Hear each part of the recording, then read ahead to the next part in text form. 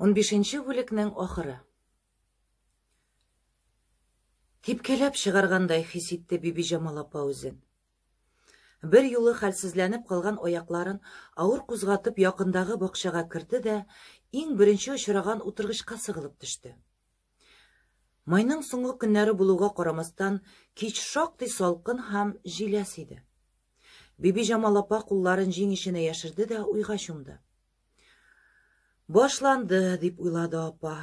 Я Раббым, менә качан икән әле аның күрәселәре?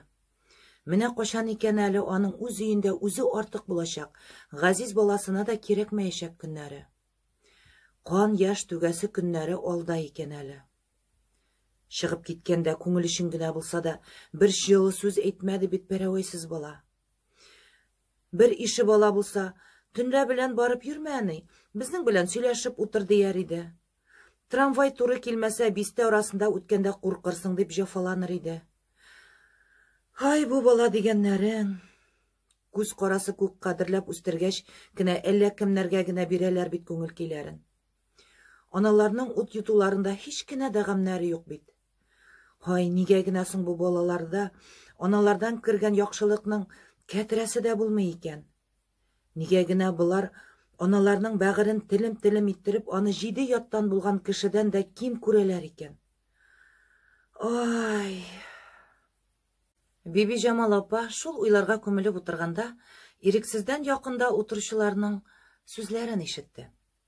Икмәктер менә, әнидә гаеп юк. Юкка син аңа үпкәлисең. Олы кешегә азрак юл бирү кирәк, диде ир кеше.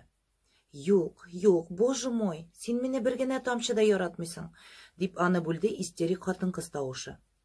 Яратмыйсың син мине, даже на йоту. Син әниеңне генә уважать итәсең. Сиңа вообще өйләнү кирәк булмаган. Ты вообще не понимаешь, что значит жена. Бибиҗамал апаның йөрәге дерт итеп китте. Ул чит кешеләрнең гаилә җанҗалларын тыңлап утыруны килештермичә урыныннан кузгалды. Ләкин әлеге хатынның сүзләре колак төбеннән китмәде. Син мине бер генә тамчы да яратмыйсың. Син әниеңне генә уважать итәсең. Яңа бистәгә китүче трамвайга утыргач та ул гел шул сүзләрне ишетте. Вәсвәсә тудырган шомланулар аның күз алдыннан берсеннән берсе шаксыз, берсеннән берсе куркыныч күренешләр китерде. Менә ул хатын булып алыр. Аңа ни генә әйтсәң дә ошатмас, ни генә эшләсәң дә яратмас. Ул көндө-төне иренең колак төбендә жуылдар. Синең анаң фәлән, синең анаң төгән дип элекләр. Улы анасына аш усаклап йөрер. Улы анасының бер генә сүзендә санга сукмас. Һәр нәрсәдә хатыны әйткәнне өскә чыгарыр. Дәгъва кубар, тавыш чыгар. Шуннан алар менә шул кешеләр күк өйдән чыгып китерләр. Берәр җиргә барып бәхәсләшерләр. Ярыйла, аның улы да шулай, әнидә гаеп юк дип читердәп торса. Бүгенге төсле булса, ул андый сүзләрне әйтү генә түгел, гамәнә дә кертмәс, хатыны кубызына биюне генә белер.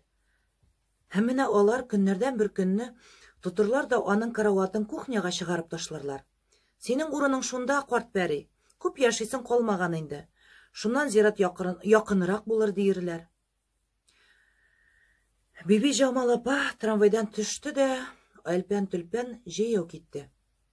Ә колак төбендә һаман бер сүз чыңлады. Син мине яратмыйсың тамчыда. Син әниеңне генә уважать итәсең.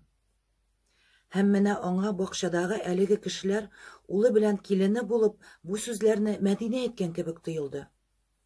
Бугазына каты төйер булып укмашкан күз яшьләре ташып чыкты. Хәбир әнисе артыннан ишекне бикләп калгач, Мәдинә янына килде. Кулларыннан алды. Күзләр мәхәббәт сирпүче һәм наз иркәләү көтүче карашлар бер-берсе белән очраштылар. Очраштылар да бер юлы аска иелделәр. Тагын да күтәрелделәр, тагын да очраштылар. Иреннәр бер-берсенә үрелделәр, якынайдылар, орындылар һәм ниһаять кайнар үбешү белән кушылдылар. Хәбир Мәдинәнең күзләренә карады. Ул күзләр аска төгөлгәннәр иде. Озын һәм куе керфекләр чадрасы бөркәнгән ул күзләр Хәбиргә күренмәделәр. Яратучы кешеләр өчен сүзләр һәм ишарәләр калыбында тартылган, колак ишетми, күз күрми торган, бары тик күңелләр генә сизә һәм аңлый белгән исәпсез күп уйлар бар. Акылдан түгел, мөлдерәмә күңелдән ташып чыккан, безгә буйсынмаучы бу уйлар ике җан, ике йөрәк арасында күзгә күренмәс үткәргечләр буйлап бер-берсенә каршы йөгерәләр дә, очрашып сөйләшә башлыйлар. Һәм шулай аңлашу туа. Һәм шулай йөрәктән йөрәккә ут шашкын дәрт күчә. Хәбир белән Мәдинә берсенең кочагына икенчесе сыенып шактый озак тордылар. Геройның мәхәббәтләре тирән икәнлекне күрсәтергә теләп, аларның ике сүзнең берсендә алтыным, ялкыным, кадерлем, бәгырем дип әйтүче кайбер шагыйрьләр никадәр ялгышалар.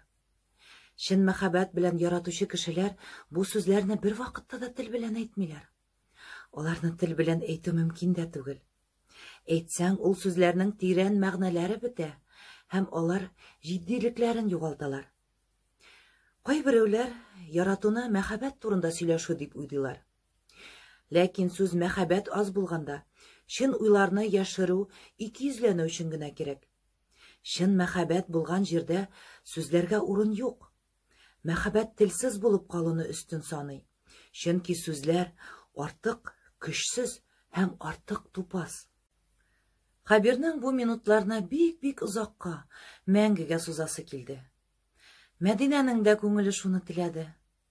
Ләкин акылы башканы үгетләде. Ул үз-үзен ирексезләп Хәбирнең кочагыннан чыкты. Җитәр. Кайтырга вакыт диде. Хәбир ышанып җитмәде. Кайтырга? Әйе. Син нәрсә, чынлапмы? Әйе. Ничек инде? Сәгать 11-сез кайта алмам дип киттең бит өйдән. Ә хәзер 9-да тулмаган. Нәрсә инде бу? Капризмы? Теләсәң ничек аңла? Тик мин өйгә кайтам. Озат мине. Мәдинә. Һәм Хәбирнең тагын бер генә сәгатькә кал инде. Тагын ярты гына сәгать. 10 гына минут утырыйк инде дип ялваруына карамастан, Мәдинә үзенекен итте. Бары тик, әни бу ризыкларны синең өчен генә пешергән иде. Ичмаса шулардан авыз ит, каршы кешенең хәтере калыр дип кыстый башлагач кына, ике пәрәмеш ашап, талкыш кәләвәне куып карады да, өстенә киенде. Хәбир Мәдинәнең бу эшен ничек аңларга да белмичә, юл буе авызын турсайтып үпкәләп барды. Ләкин сау булашканда, янә үбешкәч, үпкәсе югалды. Бик дөрес эшләде. Аның урынында булган һәрбер әдәпле кыз шулай эшләр иде, дип Мәдинәсенә тагын да мөкиббән китте.